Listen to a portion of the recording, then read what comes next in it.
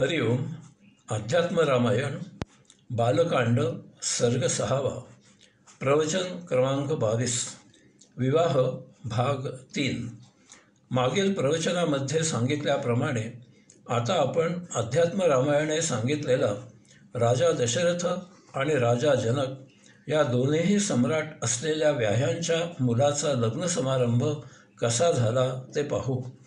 रत्नजडित स्तंभ, सुंदर छत, मनोहर तोरणे, मोती, फुले, फळे आणि शोभेच्या अनेक वस्तू यांनी उत्तम प्रकारे सजविलेला एक भव्य मंडप घातलेला होता.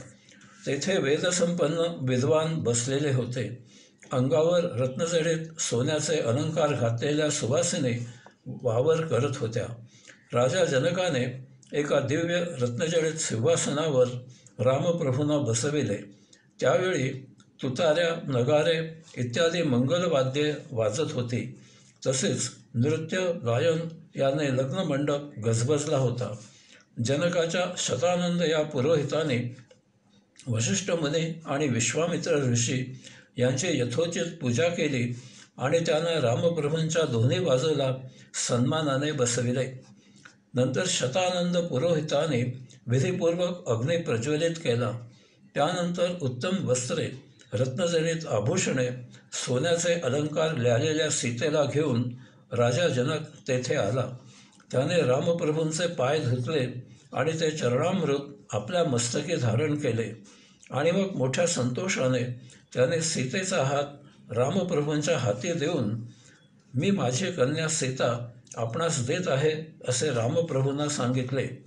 अशा प्रकारे या दोन सम्राटांच्या मुलांचा हा असा विवाह समारंभ संपन्न झाला. आता आपल्याकडील साखरपुड्याचा आणि लग्न समारंभाचा थाटमाट, देणीघेणी, विधी सोपस्कार, मानपान वगैरे लक्षात घ्या. धनाढ्यांच्या मुलांच्या लग्नात केले जात असलेले संपत्तीचे हिडीस प्रदर्शन लक्षात घ्या. रामायण काळी जर आतासारखे काही लग्नविधी सोपस्कार असते तर तेथे वशिष्ठ मुनी, विश्वामित्र ऋषी हजर होते.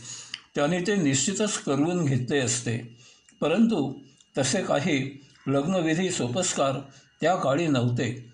याचा अर्थ या अशा विधी सोपस्कारांना वेद, शास्त्र, उपनिषदे इत्यादींचा आधार निश्चितच नाही. मग हे सर्व आले कोठून, केव्हा आले, कोणी आणले? सर्वसामान्य जनांनी यावर थोडा विचार करावा. कारण हे सर्व नंतर कोणीतरी मोठ्या हुशारीने व्यवसाय म्हणून तयार केले. याचा बाजार भरवून द्रव्य मिळवण्याचे ते एक साधन केले. हे इतके टोकाला गेले की मुलगी झाली की मातापित्याला आभाळ कोसळल्यासारखे होऊ लागले. काही अपवाद म्हणून मुलगी झाल्यावर त्या अर्भकाच्या गळ्याला नख लावून भ्रूण हत्या करण्यापर्यंत मजल गेली. तरीही शिकलेल्यांचे डोळे उघडलेले नाहीत. सर्वांना डाम डौल मौज हवी आहे. मिरवायला, अहंकार फुलवायला यामधील बेगडी प्रतिष्ठा हवी आहे. बहुसंख्य जणांना एकवेळी जेवायला धन नाही हे या धनदांडग्यांना दिसते. परंतु ते डोळ्यावर कातडे ओढून धनसंपत्तीच्या जोरावर हैदोस घालत आहेत. परंतु आज 21व्या शतकामध्ये तरुणांनी या सर्वाला फाटा देऊन रजिस्टर लग्न लावायला सुरुवात केली आहे. ही एक स्पृहणीय गोष्ट आहे. परंतु याला अजून सार्वत्रिक स्वरूप आलेले नाही. हे यायला पाहिजे. ही क्रांती जोमाने फोफावली पाहिजे. सीतेप्रमाणे राजा जनकाने आपली औरस मुलगी उर्मिला ही लक्ष्मणाला दिली.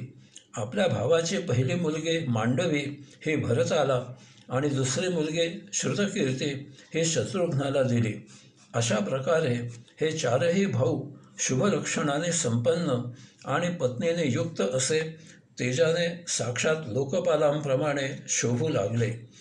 यानंतर राजा जनकाने त्याची कन्या सीता उर्फ जानकी हिचा योगमाया नियोजनाचा वृत्तांत वशिष्ठ मुनी आणि विश्वामित्र ऋषींना सर्वांना सांगितला. राजा जनक म्हणाला, "यज्ञभूमी विशुद्ध्यर्थ कर्षतो लांगलेन मे सीता मुखात समपुत्पन्नाः सीता मुखात सुमुत्पन्ना कन्यका शुभलक्षणा तामद्राक्षमहं प्रीत्या पुत्रिका भावभावितां अर्पिता प्रिय भार्याये शरच्चंद्र निभानना. मी एकदा यज्ञभूमीच्या शुद्धीसाठी जमीन नांगरत होतो. त्यावेळी चंद्रमुखी शुभलक्षणी असलेली ही कन्यका नांगराच्या अग्रभागामधून उत्पन्न झाली. त्यावेळी तिच्याबद्दल कन्यका असा वात्सल्यभाव माझ्यामध्ये निर्माण झाला. त्यामुळे शरद ऋतूमधील चंद्राप्रमाणे मुख असणाऱ्या हिला मी माझ्या प्रिय पत्नीला स्वाधीन केले. मी माझ्या प्रिय पत्नीच्या स्वाधीन केले. याचा अर्थ असा की जनक राजाला सीता जमीन नांगरत असताना तेथे जमिनीवर पोहुडलेली सापडली.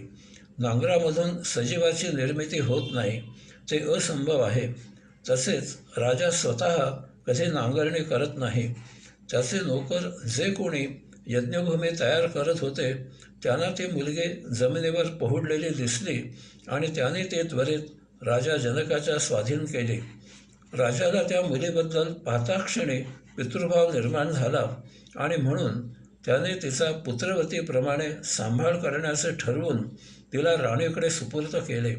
याच लेखमालिकेमध्ये मी एके ठिकाणी लिहिले आहे की एखाद्या वस्तूबद्दल, गोष्टीबद्दल, व्यक्तीबद्दल, प्राण्याबद्दल पाहताक्षणी तत्काळ अन्य काहीही विचार न येता आपल्यामध्ये केवळ आपुलकीची किंवा अन्य काही भावना निर्माण होते.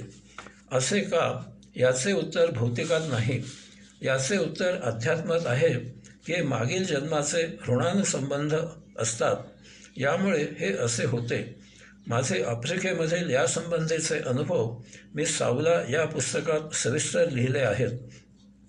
येथे संक्षिप्तपणे एकच सांगायचं म्हणजे कंपनीमधील एका उच्चपदस्थ व्यक्तीकडून त्या कंपनीच्या मालकांचे संभाव्य नुकसान होऊ नये एवढ्यासाठी जणू काही मी तेथे तेवढ्यापुरताच कालावधी नोकरी केली.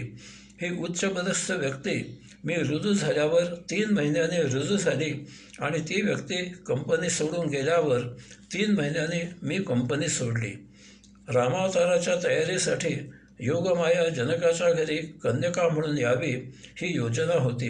यामुळे योगमाया जमिनीवर बालिका म्हणून प्रकट झाली. ती जमीन नांगरत असताना सापडली. योगमायेचे जन्म हे असेच प्रकट होत असतात. राम श्रीकृष्ण यांचेही अशाच प्रमाणे प्रकटीकरण झाले असेच वेदर्षी व्यासमुनींनी सांगितले आहे. जमिनीवर सापडली यास्तव सीता भूमिकन्या म्हणून सांगितली जाते.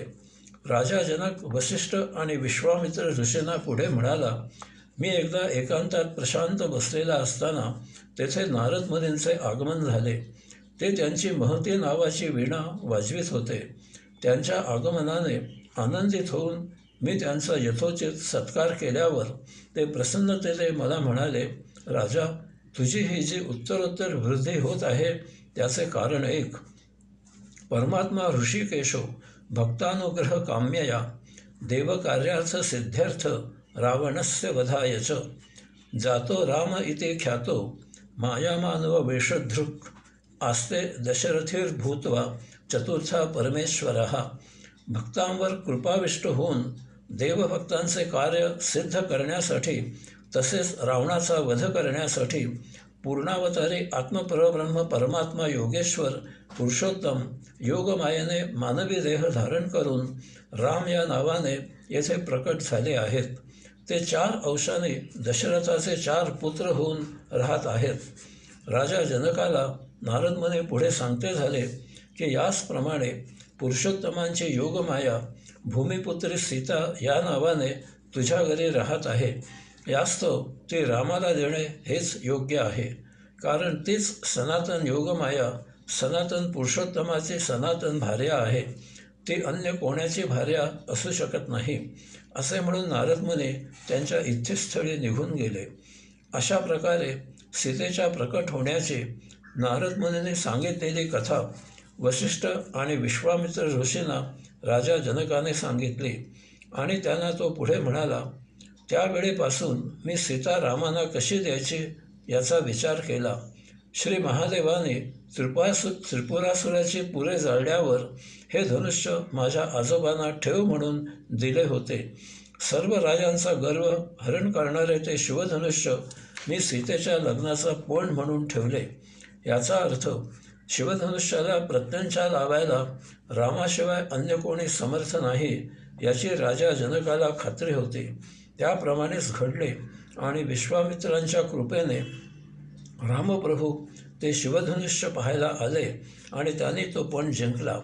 अशा प्रकारे योगमायेच्या नियोजनाप्रमाणे सीता रामप्रभूंना द्यायची राजा जनकाची इच्छा पूर्ण झाली. जनक राजाला जन्म सुफळ झाला. यानंतर त्यावेळच्या रीतीनुसार राजा जनकाने दशरथाकडील सर्वांचा सत्कार केला आणि ते सर्व राजा जनकाचा निरोप घेऊन अयोध्येला मार्गस्थ झाले. अशा प्रकारे येथे बालकांडामधील 6वा सर्ग संपन्न झाला. हरिओम.